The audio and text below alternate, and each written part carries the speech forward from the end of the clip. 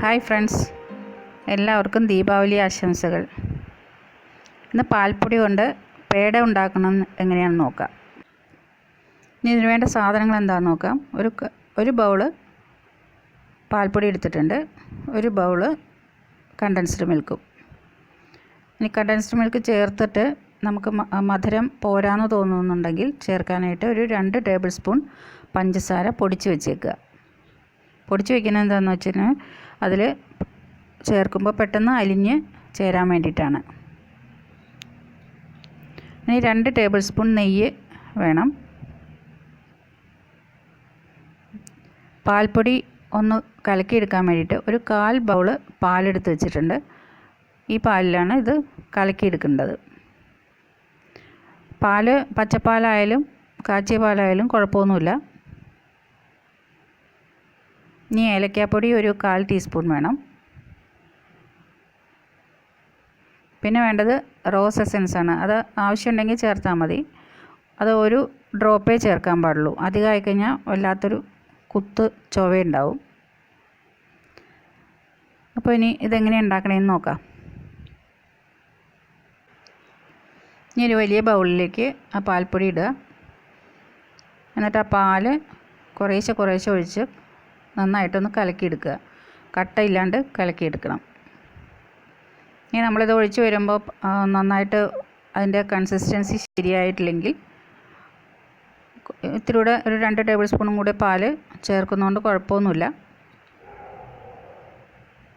ഒരു സ്വല്പം ലൂസായിട്ട് തന്നെ ഇത് കലക്കിയെടുക്കണം. ഇതാണ് അതിൻ്റെ കൺസിസ്റ്റൻസി. ഒരു പാത്രത്തിൽ നെയ്യൊഴിച്ച് ചെറു ചൂടാകുമ്പോൾ അതിലേക്ക് കണ്ടൻസ്ഡ് മിൽക്ക് ഒഴിച്ച് കൊടുക്കാം. ഫ്ലെയിം സിമ്മിൽ വയ്ക്കാൻ ശ്രദ്ധിക്കണം കേട്ടോ. നോൺ സ്റ്റിക്കിൻ്റെ പാത്രം എടുക്കുകയായിരിക്കും നല്ലത്, ഇല്ലെങ്കിൽ ചൂട് കട്ടിയുള്ളൊരു പാത്രം എടുത്താലും മതി. നെയ്യും കണ്ടൻസ്ഡ് മിൽക്കും കൂടി നന്നായിട്ട് മിക്സായി വരണം.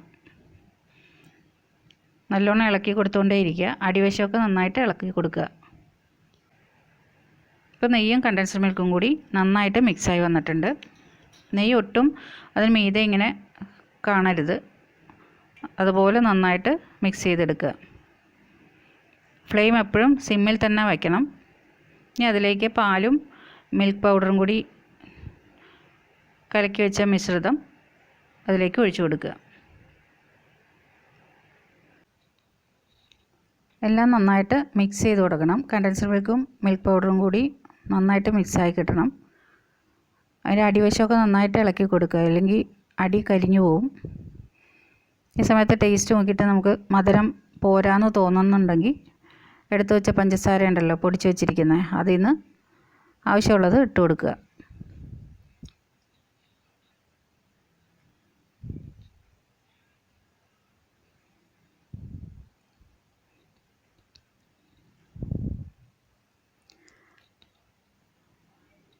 അപ്പോൾ സബ്സ്ക്രൈബ് ചെയ്യാത്തവർ ചാനലൊന്ന് സബ്സ്ക്രൈബ് ചെയ്തേക്കണം കേട്ടോ. പിന്നെ വീഡിയോ ഇഷ്ടമാവുകയാണെങ്കിൽ എല്ലാവർക്കും ഷെയർ ചെയ്ത് കൊടുക്കാനും മറക്കരുത്.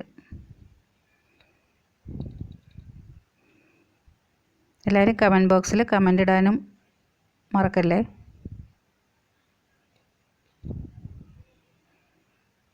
ഇനി ഒരു നുള്ള് മഞ്ഞൾപ്പൊടി ഇട്ട് കൊടുക്കുകയാണ്. അത് ഒരു ചെറിയൊരു കളറ് വ്യത്യാസം വരാൻ വേണ്ടിയിട്ടാണ്.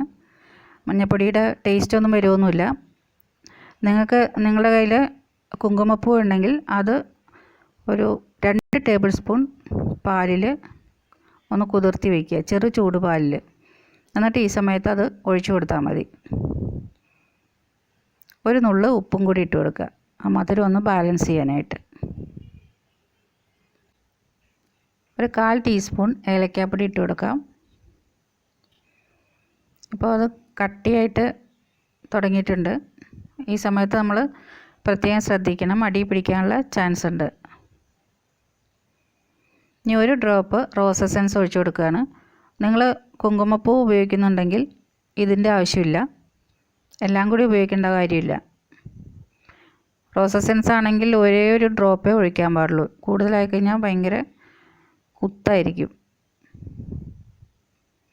ഈ നന്നായിട്ട് പാത്രത്തിൻ്റെ എല്ലാ സൈഡിൽ നിന്നും ചട്ടുകം കൊണ്ട് വടിച്ച് നന്നായിട്ട് ഇളക്കി ഇളക്കി കൊടുക്കുക.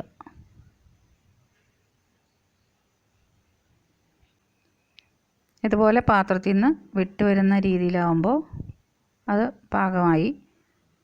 ഇനി നമുക്ക് അടുപ്പിൽ നിന്ന് മാറ്റാം. ഇനി ചീനച്ചട്ടിയിൽ നിന്ന് വേറൊരു പാത്രത്തിലേക്ക് മാറ്റി വയ്ക്കണം.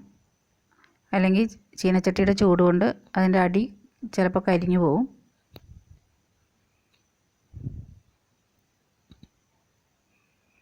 ഇനി ഇത് നന്നായിട്ട് ചൂടാറിനിടം വരെ വയ്ക്കുക. ചൂടാറിക്കഴിഞ്ഞിട്ട് നമ്മൾ ഇഷ്ടമുള്ള ഷേപ്പിൽ ആക്കിയെടുക്കുക. ഇത് കുറച്ച് പിസ്തയും ബദാമും അരിഞ്ഞു വെച്ചതാണ്. അതൊന്ന് ഗാർണിഷ് ചെയ്യാൻ വേണ്ടിയിട്ട്. അപ്പോൾ ഗാർണിഷ് ചെയ്യണമെന്ന് നിർബന്ധമൊന്നുമില്ല. ഇനി കയ്യിൽ കുറച്ച് നെയ്യ് പുരട്ടിയിട്ട് അത് ചെറിയ ഉരുളകളാക്കിയെടുത്ത് വേണ്ട ഷേപ്പിൽ ആക്കിയെടുക്കുക.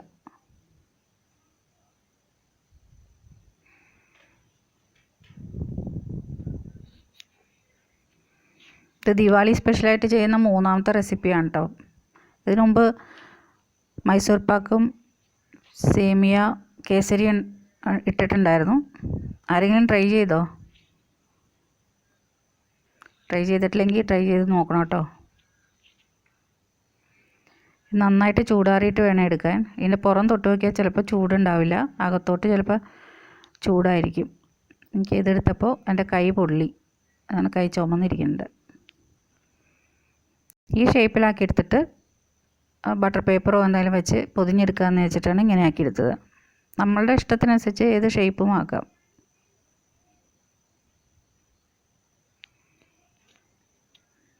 ഇങ്ങനെ എല്ലാം ഇതുപോലെ ഷേപ്പ് ചെയ്തെടുക്കുക.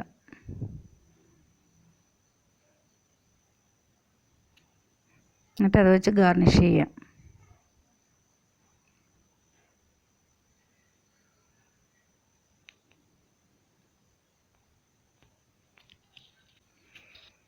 അപ്പോൾ എല്ലാം ഷേപ്പ് ചെയ്ത് ഗാർണിഷ് ചെയ്തെടുത്തിട്ടുണ്ട്. കുറച്ച് ഇതുപോലെ പൊതിഞ്ഞു കൊടുത്തിട്ടുണ്ട്. ഇതുപോലെ പൊതിഞ്ഞെടുത്തപ്പോൾ പണ്ട് മിൽമേന്ന് ഇതുപോലെ പൊതിഞ്ഞ പേട കിട്ടുമായിരുന്നു. അതാണ് ഓർമ്മ വന്നത്. ഇപ്പോൾ ഉണ്ടോയെന്നറിയില്ല. അപ്പോൾ ഇതെല്ലാവർക്കും ഇഷ്ടപ്പെട്ടു എന്ന് വിചാരിക്കുന്നു. ഇഷ്ടപ്പെട്ടെങ്കിൽ സബ്സ്ക്രൈബ് ചെയ്യുക, ഷെയർ ചെയ്യുക. അപ്പോൾ അടുത്ത വീഡിയോയിൽ കാണാം.